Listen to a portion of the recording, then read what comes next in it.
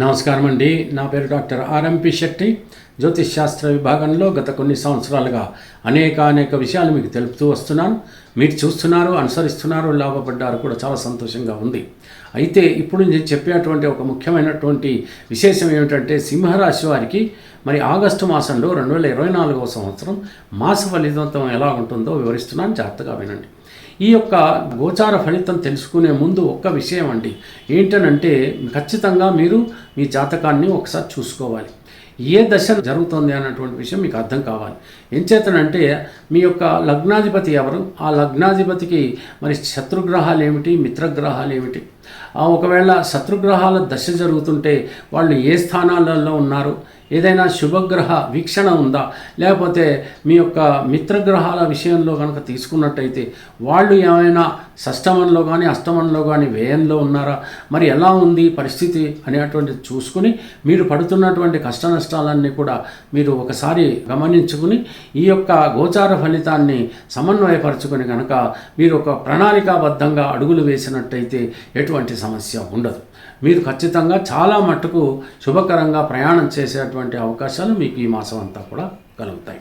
ఇక మరో విషయం ఏంటంటే మీకు చెప్పాల్సింది ఏంటంటే, ఈ యొక్క సింహరాశి వాళ్ళకి మఖా నక్షత్రం 1, 2, 3, 4 పాదాలు ఉంటాయి.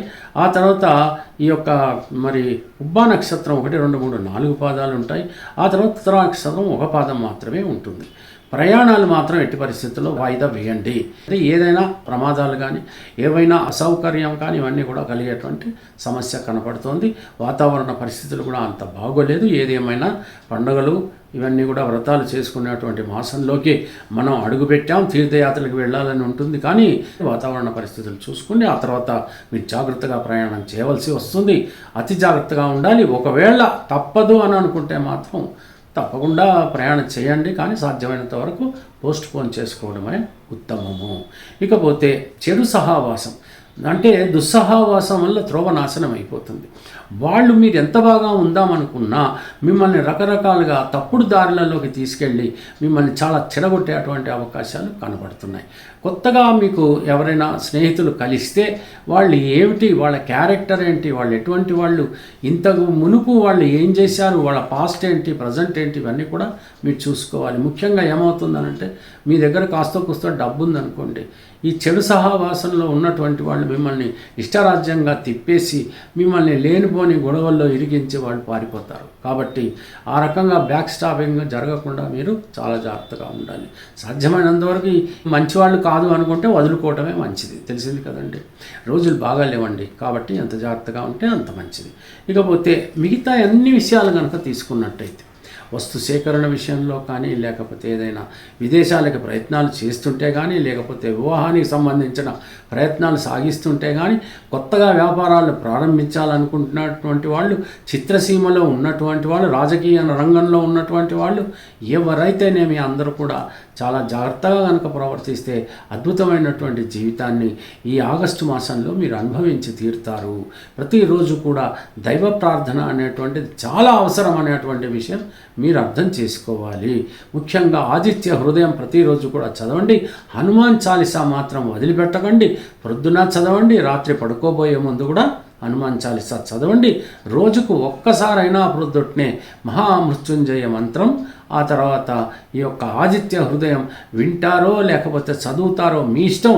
ఆ రకంగా మీరు చేసినందువల్ల మీకు దైవ శక్తి అనేటువంటిది కలిగి సక్రమమైనటువంటి రీతిలో మీరు ప్రయాణం చేసేటువంటి పరిస్థితి ఏర్పడుతుంది. భార్యాభర్తల మధ్యన అనుకూలమైనటువంటి వాతావరణం ఏర్పడ్డా ఒక్కొక్కసారి అనవసరమైనటువంటి వాద వివాదాలకు దిగి ఎడముఖం పొడముఖంగా ఉంటుంది. కాబట్టి చాలా ఒకరినొకరు అర్థం చేసుకొని సాగించాల్సినటువంటి సమయం ఈ ఆగస్టు మాసం. చిన్నపిల్లలు వాళ్ళ చదువులు వాళ్ళు చదువుకుంటారు, ఏ రకంగానూ మిమ్మల్ని విసిగించరు. పెద్దవాళ్ళు ఖచ్చితంగా మిమ్మల్ని ఆశీర్వదిస్తారు. వాళ్ళు కూడా హ్యాపీగానే మంచి మూడ్లో ఉంటారు. కాబట్టి ఆ రకమైనటువంటి బాగాలేని సంఘటనలు మాత్రం మీరేమాత్రం చూడరు, మీకు ఆ ఎక్స్పీరియన్స్ రాదు. ప్రొఫెషన్ రంగంలో ఉన్నటువంటి వాళ్ళు మీరు ధర్మబుద్ధితో నడిస్తే పర్వాలేదు, బాగానే ఉంటుంది. ఏమాత్రం అధర్మబుద్ధితో కనుక నడిస్తే, ఇప్పుడు బలంగా ఉన్నటువంటి శనైశ్చరుడు మిమ్మల్ని చాలా తీవ్రగతిన దెబ్బతీసేటువంటి పరిస్థితి ఏర్పడుతుంది. ఒక డాక్టర్ ఉన్నాడు, డబ్బుకు ఆశపడి చేయకూడనటువంటి ఆపరేషన్ చేశాడు అనుకోండి, ఆ పేషెంట్ చచ్చిపోయాడు అనుకోండి, వాడు లేనిపోని ప్రాబ్లమ్స్లో ఇరికిస్తాడు, కేసు పెడతాడు, క్రిమినల్ కేసు పెడతాడు, మిమ్మల్ని కోర్టు చుట్టూ తిప్పుతాడు. అలాగే ఇంజనీర్ విషయంలో కూడా మీరు సాధ్యమైనంత ఉంటుంది సరిగ్గా అన్ని మీరు నిర్వర్తిస్తే ఏ సమస్య లేదు. సాఫ్ట్వేర్ వాళ్ళు కానీ లేకపోతే లాయర్స్ కానీ మీరు ఎంత జాగ్రత్తగా ఉంటే అంత మంచిది.